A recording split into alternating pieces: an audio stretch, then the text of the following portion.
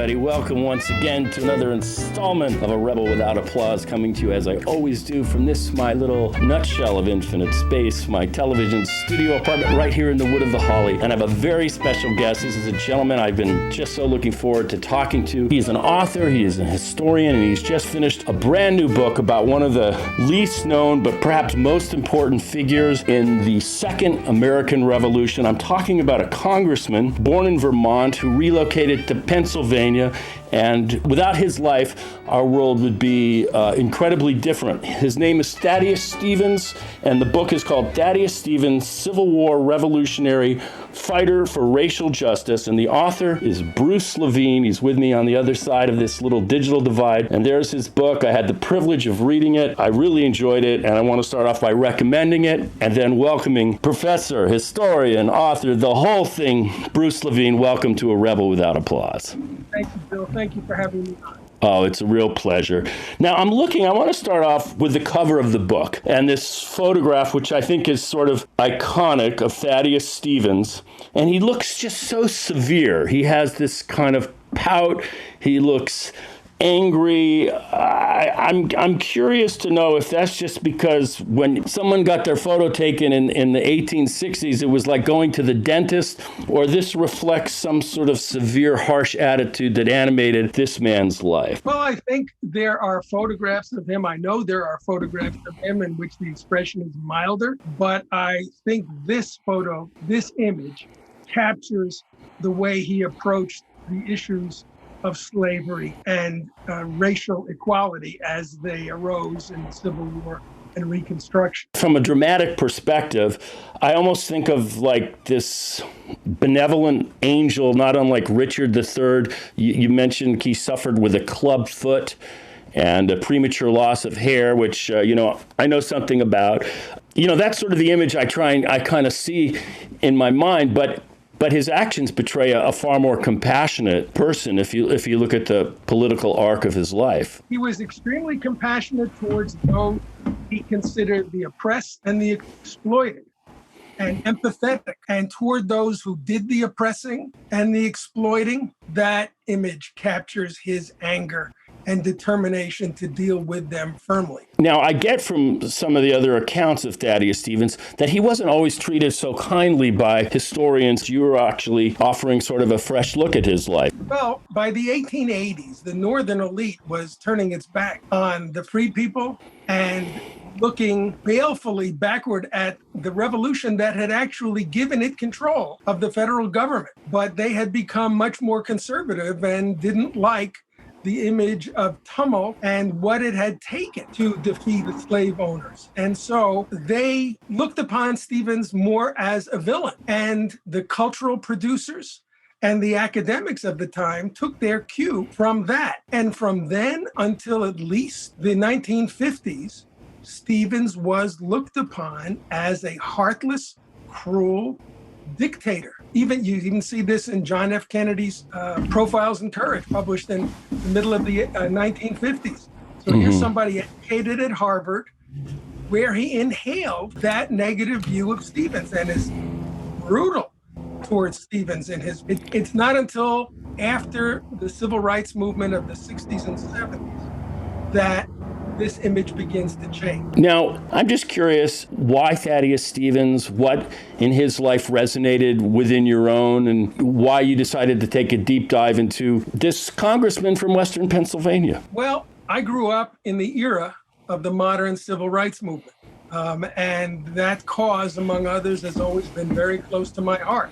And when I went to college and started to study the history of that subject, Thaddeus Stevens leapt out at me from the books I read as the most courageous, the most outspoken, the most determined, the most, therefore, from my point of view, the most interesting and admirable. And so when the opportunity arose to do a new study of him in light of what I had learned to view as a Second American Revolution, I jumped at the chance. There is no other biography, at least that I'm aware of, that depicts him as a revolutionary, as a conscious revolutionary But I think the record shows that that's exactly what he was. And to add to what you said, not only was he a revolutionary, as you described, but he lived during a revolution. I mean, the Civil War was a revolution. But it became a revolution in large part because of people like him. There were other, as you know, there were other Northerners who wanted to fight secession, but did not want it to turn into a revolution. Stevens was one of those, with Frederick Douglass and Sumner, who recognized that these two were inseparable. You could not defeat slavery and the Confederacy without revolutionizing Southern society. Lincoln, he really was more of a moderate figure as he arrived to the presidency. I mean, it seemed like the core argument for mainstream Republicans at the time was to restrict the expansion of slavery rather than destroy it in the old or original Confederacy. They didn't believe that they had the constitutional right, at least in peacetime, to touch slavery within the states. And that was the universal, virtually the universal interpretation of the Constitution. Lincoln hated slavery. There's no question about that, and wished to see it destroyed. But he believed that what the Constitution allowed him to do and what political conditions permitted him to do was to prevent it from expanding. But we also need to understand that Northerners and Southerners alike in those days believed that if you stopped slavery from expanding, it would eventually choke to death where it already existed. So Lincoln did hope that what he was doing would eventually, perhaps sometime in the early 20th century, bring about the end of slavery. Stevens was determined to do it immediately. And it seems to me that the Southerners, they felt that it was almost a zero-sum game, that if they were in a kind of odd way in agreement with the Northerners, that if slavery could not expand into the West, into maybe Mexico or California, that slavery would indeed die, so it became a cause belli issue for them. Precisely right. Both sides had come to see this, as you say, as a zero-sum game. And it had taken quite a while for that assumption to prevail on both sides. But once it had, the war was almost inevitable. Interesting. And I often wonder if, absent the violence of the Civil War, that we could have achieved emancipation, that there might have been an alternative route to a freer society that didn't include war. I don't know if you've ever entertained that thought at all. I think there's absolutely no chance that emancipation would have occurred, certainly when it did, without violence. Mm-hmm. The South was far too determined, far too aggressive, far too quick on the trigger for this to have happened, and far too attached to slavery. They did not simply see this as an economic issue. For them, their entire society was built on the bedrock of slavery. Take away that, and everything that life had to offer and that was worthwhile was gone. Even Henry Clay, one of the more moderates of Southern leaders, said exactly that in 1850. And so there was indeed a wing of the abolitionist movement that were pacifists. Pacifism proved itself helpless before slavery. And that's why sentiment, even within the abolitionist movement, moved away from pacifism. Did Thaddeus Stevens and Lincoln serve together in the House of Representatives? Did his first term overlap? What was the nature of their relationship prior to Lincoln's presidency? I think Lincoln was out of office when Thaddeus Stevens was in. Mm-hmm. They both, however, were in their respective state legislatures at an early stage at the same time. Thaddeus Stevens is in office, is in the House from 48 to 52. In 52, his party, then the Whigs, will not renominate him. And he's out until a new party arises, the then radical, by national standards, anti-slavery Republican Party, and they nominate him and elect him in 58. And he's, of course, then in Congress until he dies 10 years later. And how would you characterize his relationship with Abraham Lincoln? Well, he's very critical and very dubious about Lincoln's ability to understand and to do what needs to be done. He has a high regard from Lincoln, apparently. Mm-hmm. He says more than once that There's not a more honest man in the country. His heart seems to be in the right place, but he doesn't see things the way Stevens does. He doesn't recognize the urgency, believes Stevens, of taking strong measures against slavery, first in the Confederacy, then in the country as a whole. And Stevens is always wringing his hands in private over the failure of Lincoln to move more swiftly along the path that Stevens considered urgent. But at one point, he finally says, so what do we do with someone who is doing some of the right things, but is doing them too slowly? And when the only alternative out there in the electoral system is far, far worse, says Stevens, we criticize privately and we praise publicly. And that's pretty much the stance that he adheres to. And was Lincoln sensitive to that criticism that was privately offered? Well, there's not much by Lincoln on this subject. In both the case of Lincoln and Stevens, we've got no diaries, we've got no journal. And so he himself doesn't talk about Stevens very much. People who knew him give us the idea that Lincoln considered these radicals in general, Stevens included, as a nuisance, as impractical, as unable to understand the limits imposed upon him by the Constitution and by political realities out there in the electorate.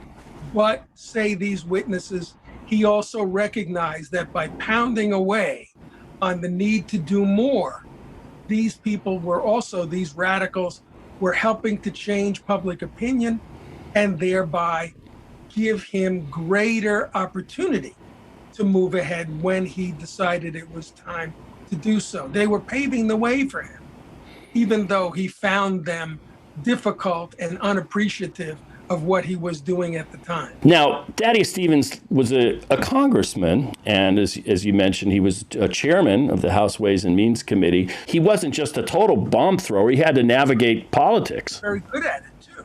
He was an extremely skillful parliamentarian.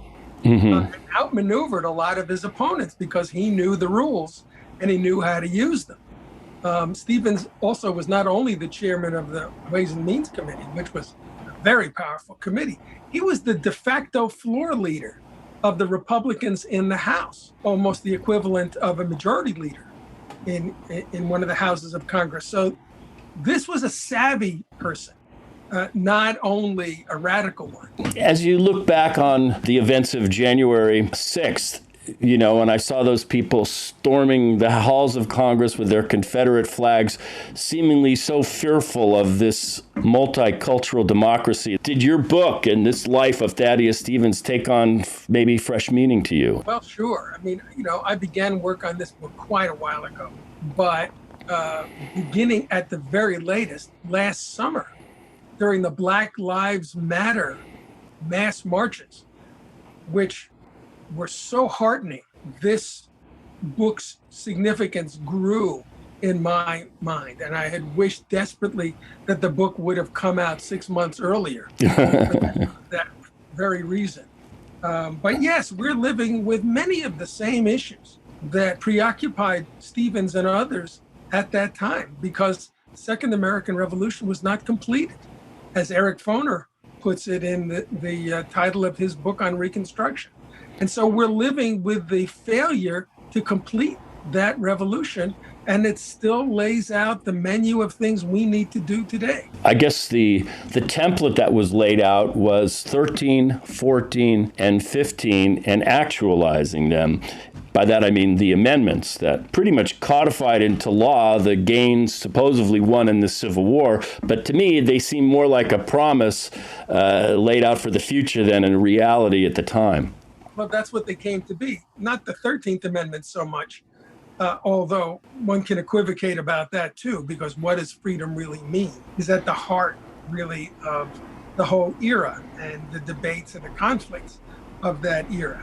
But yes, Frederick Douglass says this in so many words later on. He says, these amendments by now stand as nothing but empty promises.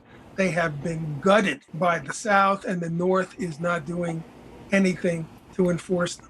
Now, when I reviewed the 13th Amendment and reread it, there's a very powerful exception, and that is those that are incarcerated or have been convicted are basically open to be enslaved. And that's been a huge issue over the last 100 years, starting with, prison labor, work farms, Parchment Penitentiary, right up until the present moment. Do you have any reaction to that? Well, I think it is a hole in the 13th Amendment.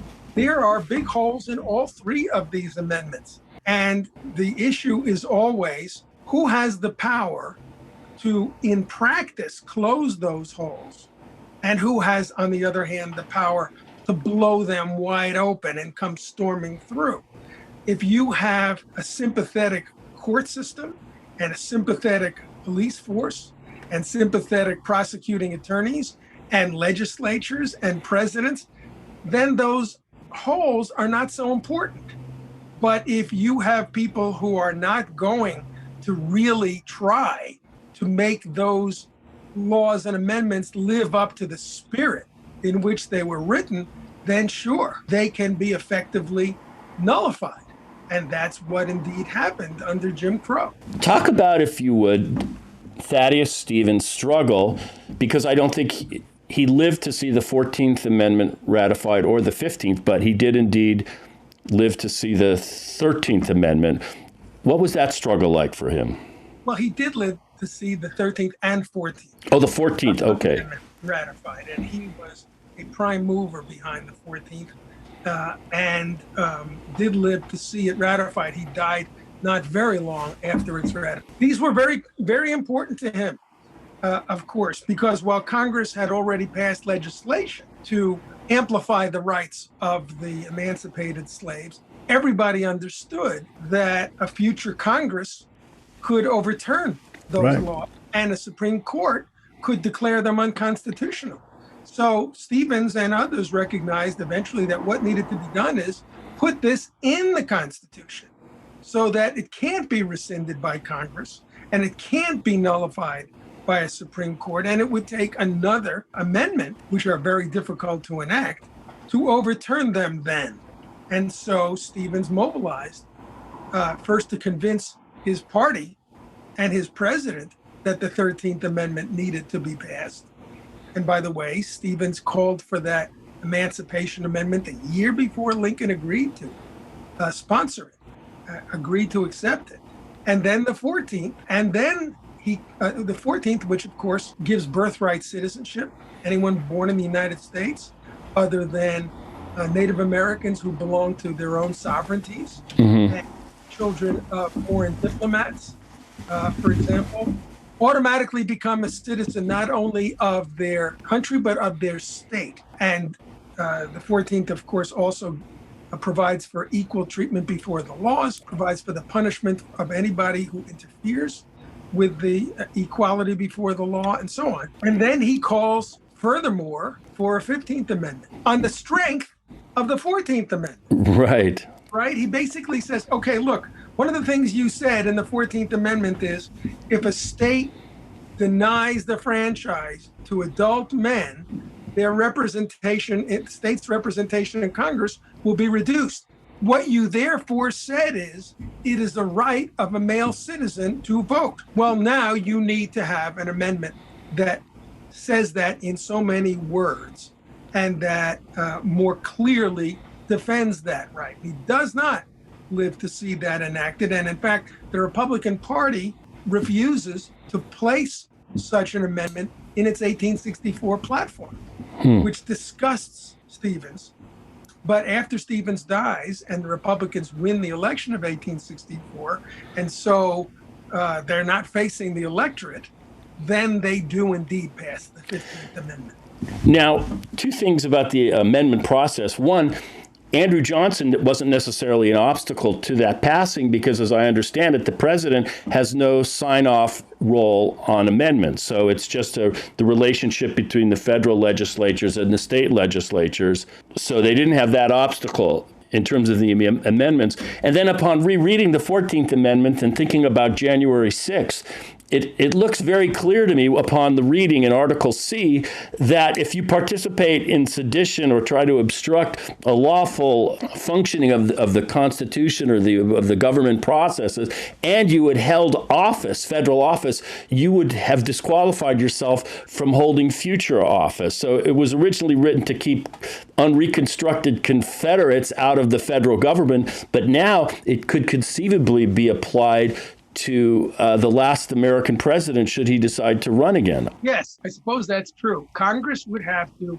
make the decision that what occurred on the 6th was indeed an insurrection designed to overthrow the government, and that the former president, and we're all trying to avoid his name, did indeed explicitly go over to the side of that insurrection.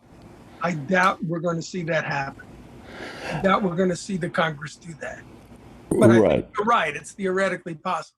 It's there. It's pretty clear. And it was written, of course, to keep, I guess, Confederates who would maybe congressmen and senators who would resign, join the Confederacy from returning to the federal government. Not just the federal government, state governments, too. Right. Dog catcher. Yeah. Let me ask you a question. You know, this man is unique in history. He's almost Robespierre-like in his single-minded determination to rectify this incredible wrong. Where and how do these convictions, as you kind of reached into the corners of his life, where and how do you think they were formed? That's a good question.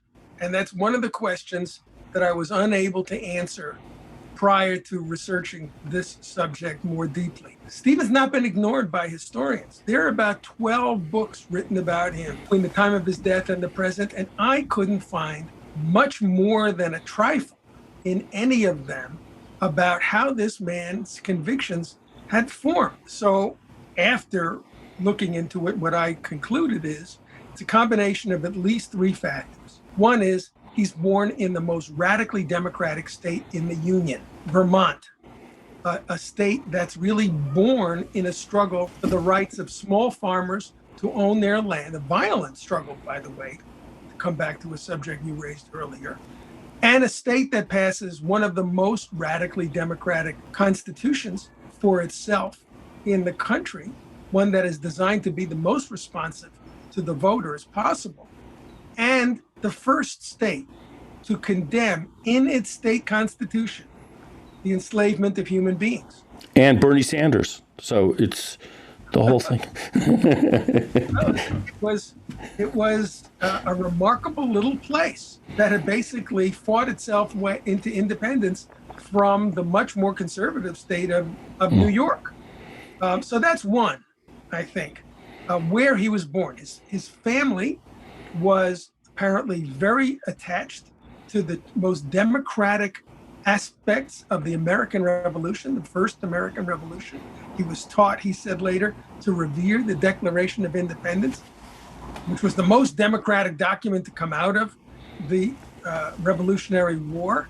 His parents were Baptists, which was a faith that traced its ancestry at least back to the 17th century revolution in England that had overthrown the monarchy. A faith that put a lot of emphasis on individual conscience, on individual choice, and on the right of congregants to form their own opinion and to criticize their pastors and what their pastors said. And a religion that was also very anxious to see a very democratic form of government because it was a religion that had been persecuted, both in England and also in the United States, including in Vermont, where Baptists found themselves paying taxes to support churches that were not their own. And then he goes off to college. Dartmouth. Right, he goes to Dartmouth and 1 year at the University of Vermont for reasons that are not very clear, but and he's again finds himself in anti-slavery waters. The students at the University of Vermont are holding formal debates about the rights and wrongs of slavery, and both places are assigning him books that contain, in some cases, very powerful criticisms of the institution of slavery. So 3 times over, this individual is pushed in that direction. And this would be probably in like the second decade of the 19th century. We're talking like let's see, 92, he's like, I don't know, in 1812, 1813, these are the years that he's coming into this kind of maturity, I imagine. He lives in Vermont until he goes off to college. So yes, these questions are already live in both the state in which he lives and the college in which he lives and the family and faith in which he lives. And then he moves to Pennsylvania and starts a law practice. Now, let me just throw this into the mix. Of course, it's a border state that borders Virginia and Maryland, both of which had plantation slavery, and he's in the law. And I'm throwing this out to you, but it seemed like a lot of cases were coming out at that time that must have been just a hornet's nest of legal complications of people trying to retrieve slaves in so-called free states and all the litigation that ensued. Might that have had some sort of influence on him? Well, I think it did, but I think the influence was ambivalent or ambiguous, whichever is the right term. So, for example, he has to confront that issue, as you imply, much more directly than he probably would have had he stayed in Vermont, where it was not such an immediate issue. On the other hand, until he decides to bring all aspects of his life into sync with his hostility to slavery, he takes some steps that in later years he would probably not be proud of. So, for example, he, as an attorney, acts in one case in support of a slave owner seeking restoration of a fugitive slave. And he was not so unusual in that respect. There were all sorts of people who disliked slavery but did not fuse their business life with their political opinion. He will eventually do that. He will eventually focus and make consistent what had previously been inconsistent. And that's true of virtually all the people who would eventually become Republicans. In the movie Lincoln, it's portrayed that he has a long-standing relationship with an African-American woman or of mixed descent.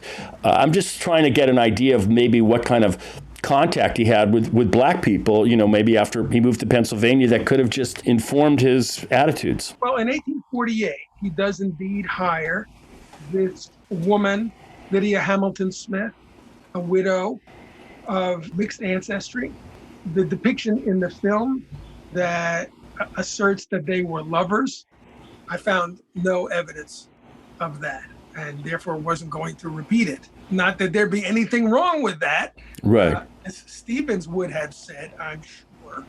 But I've seen no evidence either that they were lovers, or more importantly, that her influence was necessary to push him in the direction in which he was already going. And an instance of the immediacy of the slavery issue in Pennsylvania is the so-called Christiana Case of 1851, where a handful of slaves from Maryland managed to flee from their owner into Lancaster County, Stevens County, and then are chased by the owner and a federal marshal and a bunch of others who attempt forcefully to retrieve them.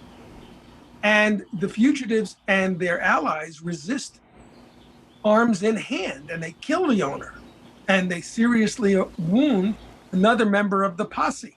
This then becomes an enormous case, and Stevens is one of the attorneys for the defense of those who had resisted, and the defense of neighbors who had come to the scene, all of whom are brought to trial for charges up to and including treason for having tried to obstruct the recapture of alleged fugitives. And Stevens and his colleagues are successful in defeating this attempt to convict these people. And this enrages the governor of Maryland and becomes an issue throughout the Upper South. And it's an indication of how different Stevens in 1851 was treating his law practice than he was at an earlier stage. What kind of contact did he have, or what was the relationship with Frederick Douglass like at that time or in those decades? Let me broaden my answer. Stevens was clearly in close touch with African Americans in Pennsylvania who were struggling to assist fugitives, for example. And so he's got a network of people who are keeping their eyes on slave catchers in the vicinity. They report to him. He passes along what he hears to those fugitives and people working with fugitives and seeking to give them advice on what to do next, including get the hell out of the country and get all the way to Canada, where slavery is already illegal. His home becomes a station, it seems clear from archaeological and other evidence, in the Underground Railroad. And so Stevens' contacts are apparently significant in the community and is known in the community, at least to people who need to know, that if a fugitive is brought to Stevens' home, and for that matter, Smith's home, they will find refuge. With Douglass, at least I found, nor did David Blight, who wrote the biography of Douglass, find evidence of any significant contact between these two men for whatever reason.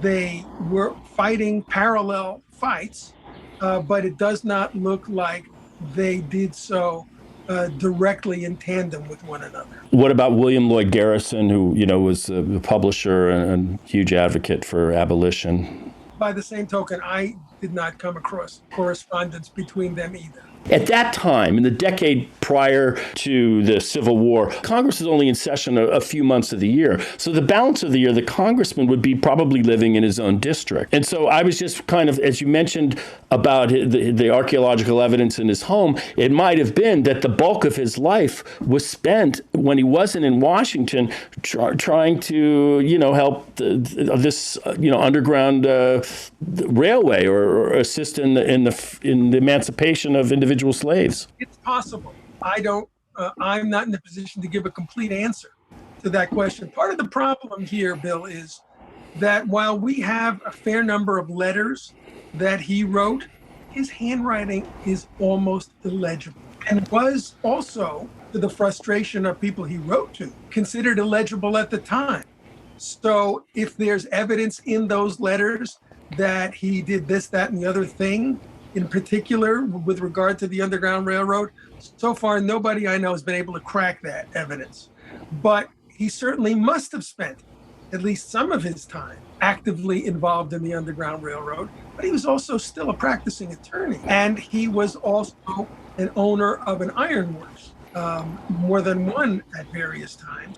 And so those things are also taking up his time. And of course, you mentioned in the book that, he lived in Gettysburg, which of course was one of the climactic confrontations of the Civil War. And Jubal Early purposely went out of his way to destroy Thaddeus Stevens' ironworks business. Yes, it's testament to how far his fame, or in the eyes of the Confederacy, infamy, had spread by the middle of 1863. So this takes place in the course of the Army of Northern Virginia's invasion of Pennsylvania. That will end, of course, in the Battle of Gettysburg. And in the course of that invasion, Jubal Early does indeed take his men and destroy the Caledonia Ironworks. And when the director of those works, according to the director of those works, says to the general, "Why are you doing this?"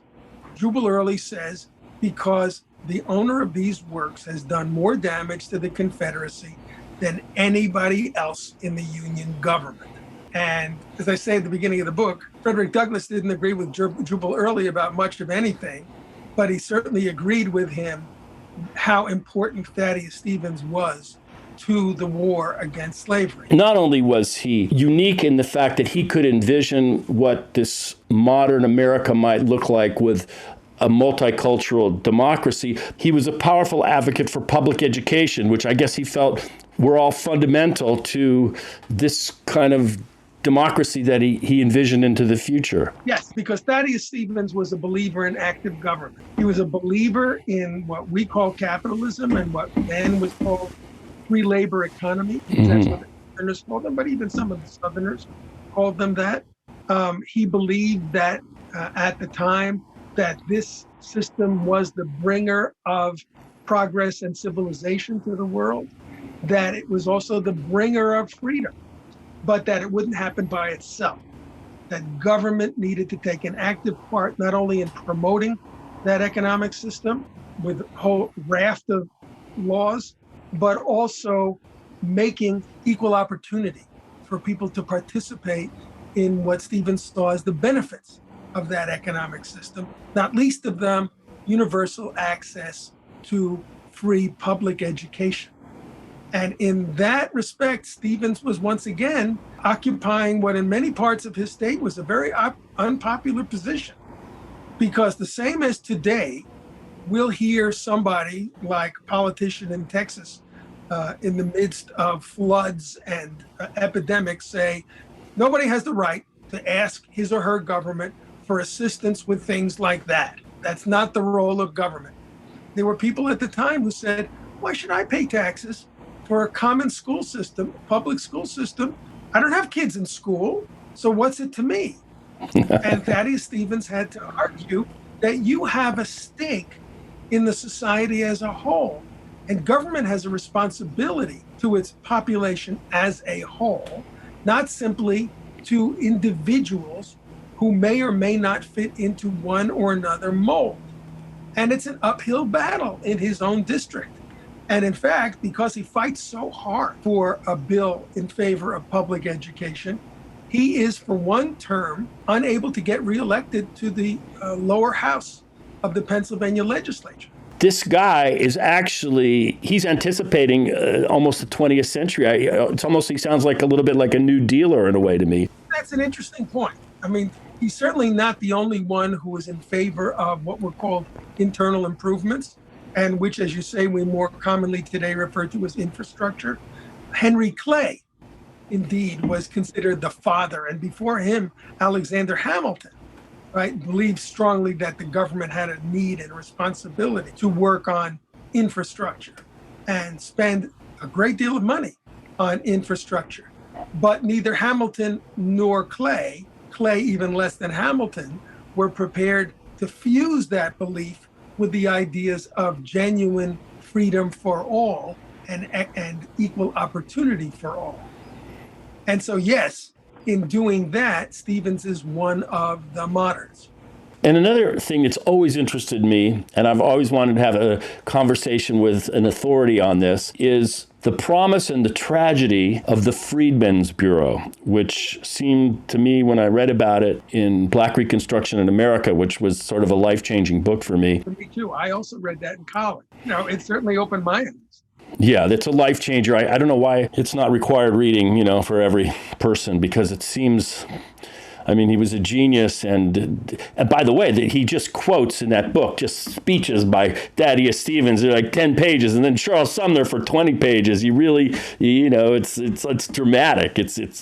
It's fun. But the Freedmen's Bureau, that seems to me like one of the first federal bureaus that actually was out there trying to advance social or economic justice. It also seems to me in a small way to anticipate the 20th century. It's remarkable in its time because its time is one in which, until the Civil War, government is considered to have a very minor role in public life.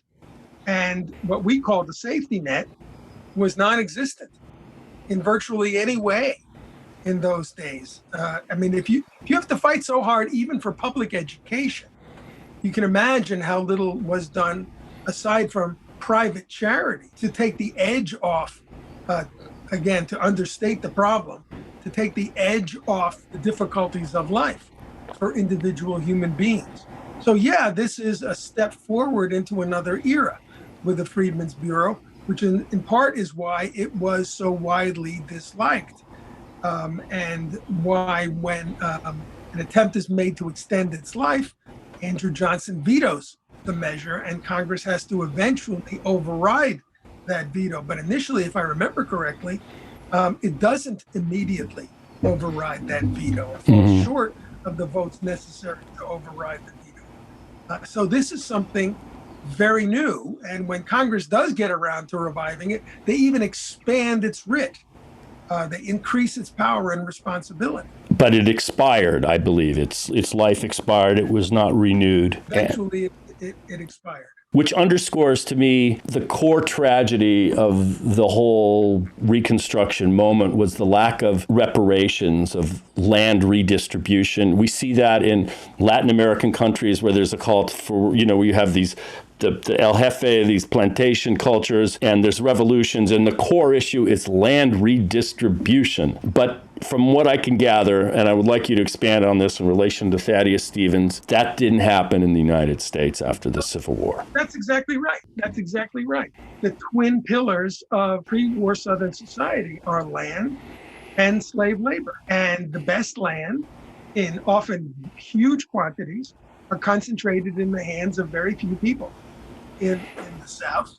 And after emancipation, during the war, even start saying we've got to break up these plantations right away. As the Union Army moves through portions of the South, we need to be confiscating that land and selling it off in small farms and repopulate the South with people who will defend a democratic republic on the basis, and root them there.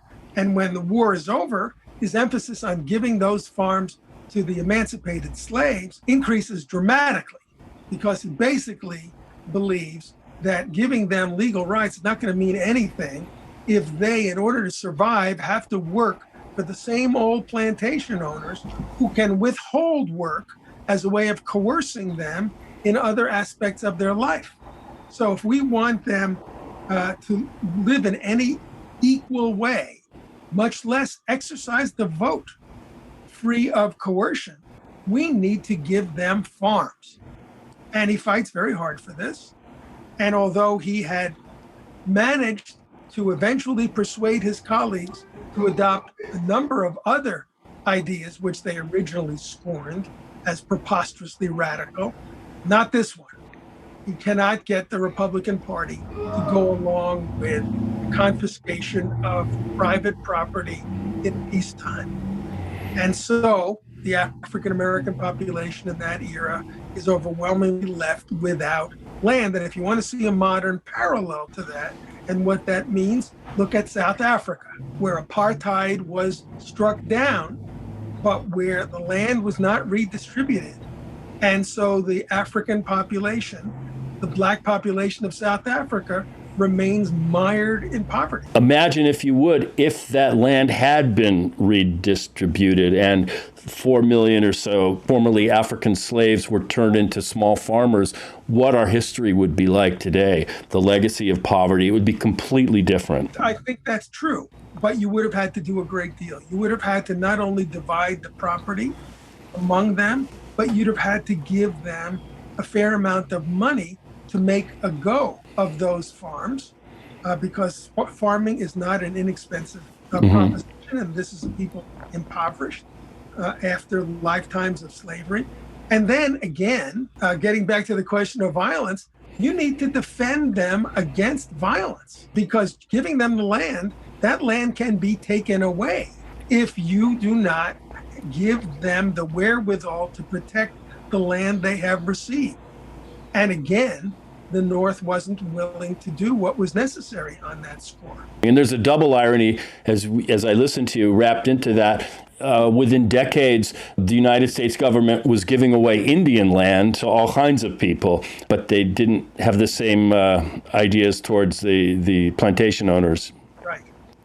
At a later stage in the 19th century, some individual state governments will begin to take some measures to make at least some land available for sale to African Americans. And so that by the beginning of the 20th century, there are more proportionally small Black farmers than there are, say, in 1870. But it's still a drop in the bucket. That seems to me the biggest tragedy when I look back on Reconstruction. I mean, amongst so many of them, but the fact that there was no redistribution of wealth just set up generations of indentured, a feudalism, basically, to tenant farming, which is basically a feudal arrangement, I believe. And when I think about that, I'm curious, as we dovetail into this present moment, how you personally feel about reparations. I personally am strongly in favor of reparations. I'm in favor of anything that will move African Americans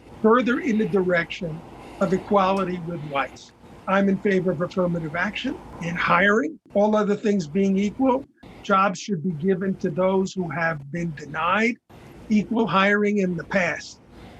And I'm in favor, if that is what is on the table, of reparations for slavery, and let's say also for Jim Crow, in order to at least lift such people who have been forced downward, at least towards standing on the same level as white people. That's the thorny question of restorative justice, which always provokes arguments from those that are against it, that it creates new injustices against white people. It's not fair. They got into this medical school and I didn't, and I should have. Or I've heard that argument, when it was affirmative action in the University of California in Berkeley, and all this stuff is over my whole life. And to me, that's just all part of this thorny question of restorative justice. How do we do it?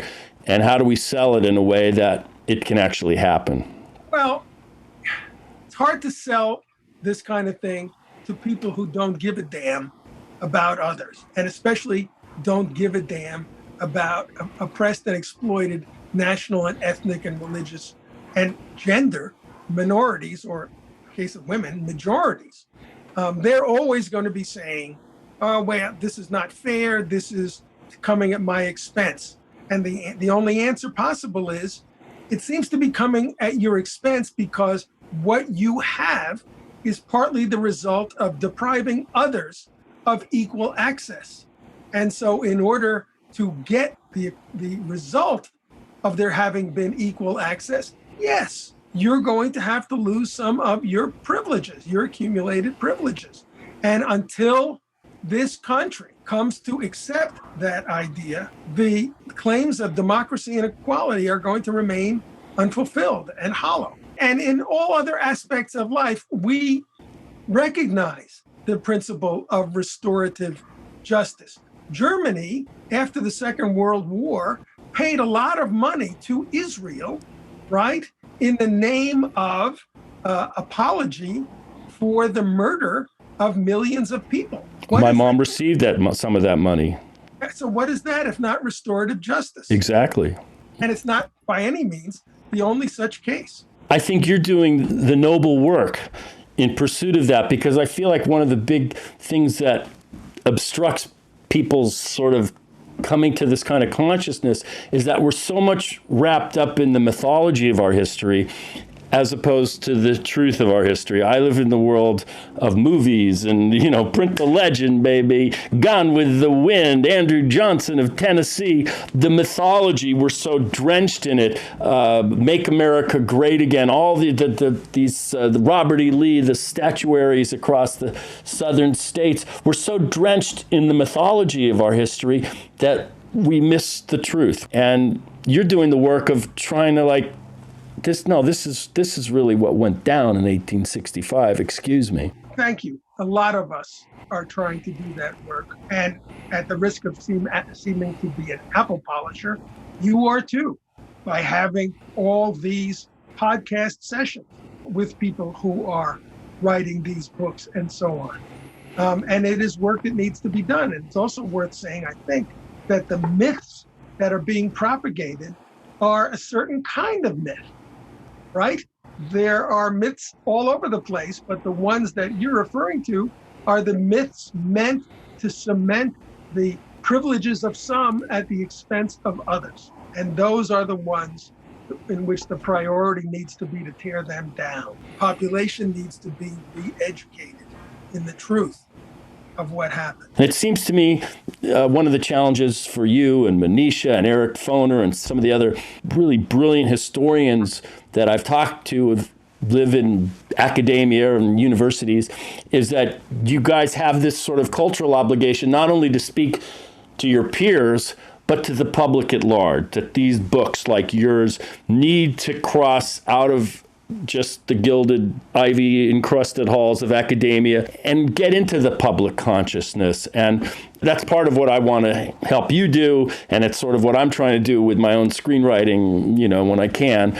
So I wanted to applaud you for your book, for this work, and I know you've written extensively about the Civil War as well, and I imagine The other book, The Fall of the House of Dixie, which was about some of the internal contradictions that allowed for the Confederacy to collapse upon itself. I was seeing somewhere where you were talking about how ultimately the generals, the Confederate generals, felt that their only way out of this was to emancipate the slaves themselves. Otherwise, they would not have the manpower to sustain any kind of war. Yes, unfortunately for them, they came to that opinion, but when it was too late. And what's important also to say is their idea of emancipation was a pretty crabbed version because it was a Jim Crow vision of emancipation.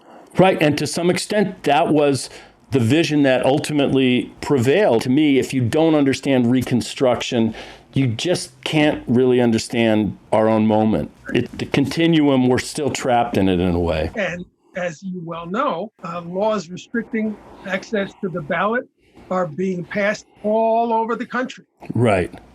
Georgia is the best known case, but Georgia is only the tip of the iceberg. And restricting suffrage it's like a symphony. You do it in many ways. You know, you don't need to write these laws in ways that say, hey, we want to keep black people from the polls. And that's exactly the way they got through the 14th and 15th Amendments in the last 2 centuries past by seemingly colorblind laws that, however, in fact, are designed to and do land disproportionately on African Americans. And they're doing exactly the same thing today. We're not doing anything explicitly against African Americans. You're doing it precisely to hit them. You're just avoiding the words. And it's, of course, not an accident, and we're just using Georgia as an example, that a nice Jewish boy and a nice African-American gentleman were elected to the Senate, that weeks afterwards, they want to completely revamp the voting laws. I don't know if that's a coincidence or not. Well, I wanted to thank you so much, Bruce, for your the great book and this incredible conversation. For me, I feel like I get to go back and be a history major at Berkeley and get the PhD or the MA or whatever that I never got. I want to just say to the folks out there, read this book, Thaddeus Stevens. He's might be somewhat unknown to you, but he's going to cast a deep insight into not only his life, but the current moment. So congratulations on the book. Thank you for your time. Best of luck to you, Bruce Levine. Very, very kind of you, Bill. Thank you very much. It's a pleasure. Likewise. So there you have it, folks. The deep dive with Bruce Levine about his brand new book, Thaddeus Stevens and Reconstruction, the Civil War, and the current moment that we're in today. Till next time. Namaste, shalom, and aloha. By that I mean, yeah, you know, namashaloha.